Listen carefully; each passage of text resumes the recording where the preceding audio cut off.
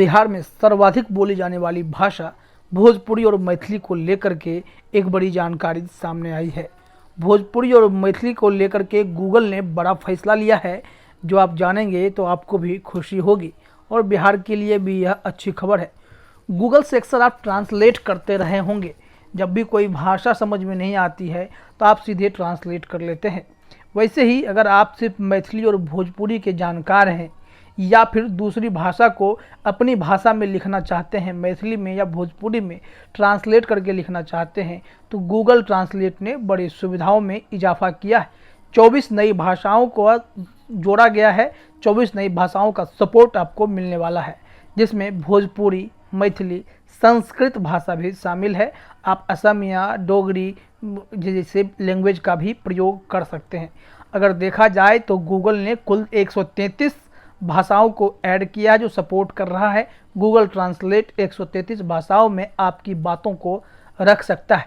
अगर आपके कोई मित्र मैथिली बोलने वाले हैं, भोजपुरी बोलने वाले हैं, अगर आपको नहीं आती है तो अब आप गूगल ट्रांसलेट के जरिए इसका इस्तेमाल कर सकते हैं। अब 24 नई भाषाओं को गूगल ट्रांसलेट सपोर्ट करेगा, जो आमतौर पर अधिकांश टेक्नोलॉजी प्लेटफॉर्मों द्वारा मुहैया नहीं कराई जाती हैं। कंपनी ने बुधवार को अपने I/O 2022 की नोट में घोषणा करते हुए बताया कि अब गूगल ट्रांसलेट के जरिए 24 नई भाषाओं में अनुवाद किया जा सकता है। इनमें से कुछ भाषाएं भारत में भी बोली और लिखी जाती हैं। 24 नई भाषाओं के साथ अब गूगल ट्रांसलेट में कुल 133 भाषाओं का सपोर्ट है। सर्च दिग्गज का दावा है कि नई जोड़ी गई भाषाओं को दुनिया के विभिन्न हिस्सों में 300 मिलियन से अधिक लोगों द्वारा सामूहिक रूप से बोला जाता है। इनमें से एक मिजो भाषा शामिल है, जो पूर्वोत्तर भारत में 3 लाख लोगों द्वारा बोली जाती है।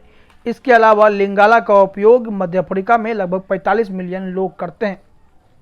वहीं अगर देखा जाए तो भोजपुरी और मैथिली बोलने वालों की संख्या भी लाखों में है।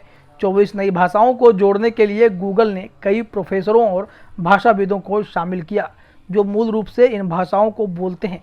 ये जीरो शॉट मशीन ट्रांसलेशन का इस्तेमाल करके गूगल ट्रांसलेट में जोड़ी गई पहली भाषाएं हैं। यह टेक्नोलॉजी एक मशीन लर्निंग मॉडल का इस्तेमाल करती हैं, जो बिना किसी उदाहरण को देखे दूसरी भाषा में अनुवाद करना सीखता है। गूगल का कहना है कि यह टेक्नोलॉजी वर्तमान में पूरी तरीके से सटीक तो नहीं है, हालांकि कंपनी का वादा है कि वह आने वाले समय में इस अनुभव को और बेहतर बनाती जाएगी।